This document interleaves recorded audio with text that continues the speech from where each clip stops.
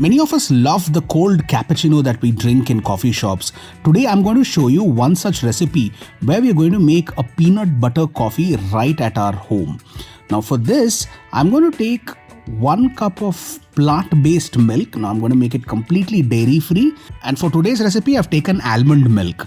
I have pre-prepared the coffee decoction and I'm going to top this up with the coffee decoction. We will then add a sweetener, preferably jaggery powder, which is available in the market.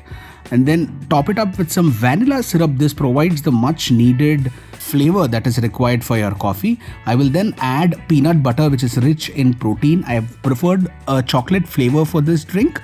I will then add a few cubes of ice to beat the summer heat. And now before we add more ingredients, I'm going to grind this well in the mixer grinder. One thing to note here is the level of decoction will determine how strong the coffee is. Our 100% homemade peanut butter coffee is now ready to be had. Please like and subscribe for more such videos.